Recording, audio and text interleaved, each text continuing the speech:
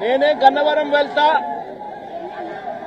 ఎవడేం పీకుతాడో చూస్తా, ఆ వంశీ సంగతి తేలుస్తా, నియోజకవర్గంలో నుంచి బయటికి విసిరేస్తా అంటూ గన్నవరం ఎమ్మెల్యే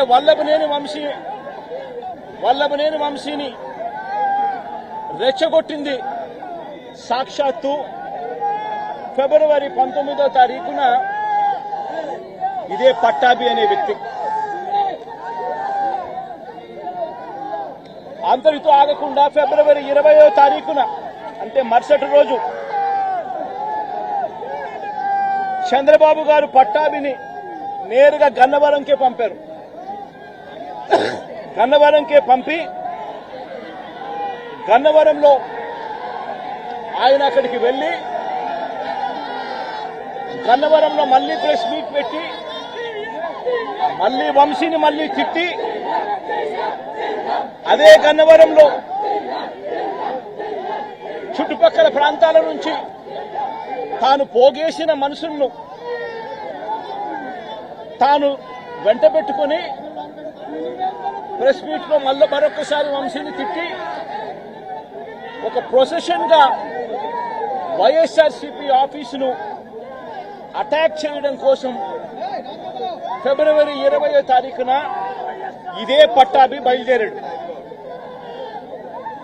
బయలుదేరిన ఈ ఘటనలో ఇదే పట్టాభి ఫిబ్రవరి 20వ తారీఖున వైసీపీ ఆఫీసుకు తన మనుషులతో ప్రొసెషన్ గా తాను అక్కడికి వెళ్లి ఆ రోజు పార్టీ బయట ఉన్న ఒక దళిత సర్పంచ్ సీనయ్య అనే వ్యక్తిని కూడా పట్టాభి వాళ్ళ మనుషులు దాడి కూడా చేయడం జరిగింది.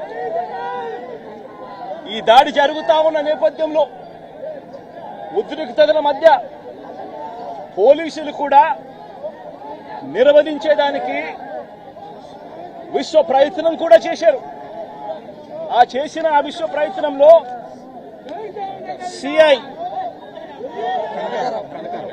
సిఐ కనకారావు, ఈయన కూడా దళితుడే, సిఐ కనకారావు తల పగలగొట్టి నిరోధించే కార్యక్రమంలో సిఐ కనకారావు తల కూడా ఇదే అల్లరి మూకలు పట్టాభి నేతృత్వంలో ఇదే అల్లరి మూకలు తల కూడా పగలగొట్టారు. ఇలాంటి ఉద్రిక్తతల మధ్య ప్రతిచర్యగా తెలుగుదేశం పార్టీ వాళ్ళు ఇటువైపున రావడం, ప్రతిచర్యగా వైసీపీ వాళ్ళు కూడా అటువైపున వెళ్లే కార్యక్రమం జరగడం, ఈ ఘటన జరిగింది. రెండు వైపులా ఆ రోజు పోలీసులు కేసు పెట్టారు. వైసీపీ ప్రభుత్వం అధికారంలో ఉంది, అయినా కూడా వన్ సైడెడ్ గా కేసులు వాళ్ళ మీద పెట్టలేదు. రెండు వైపులా కేసులు పెట్టారు, రెండు వైపులా ఉన్న వాళ్ళ మీద కేసులు పెట్టారు.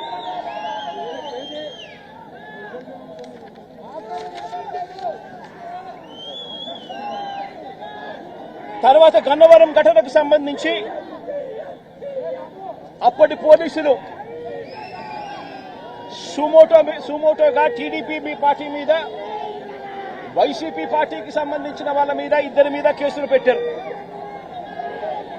ఇదే సమయంలో టీడీపీ వాళ్ళు 3 కంప్లైంట్స్ కూడా ఇచ్చారు, అవి కూడా తీసుకోవడం జరిగింది. కానీ ఈ ఘటనలన్నీ కూడా టీడీపీ ఇచ్చిన కంప్లైంట్స్ లో కానీ, ఆ రోజు ఇచ్చిన కంప్లైంట్స్ లో కానీ,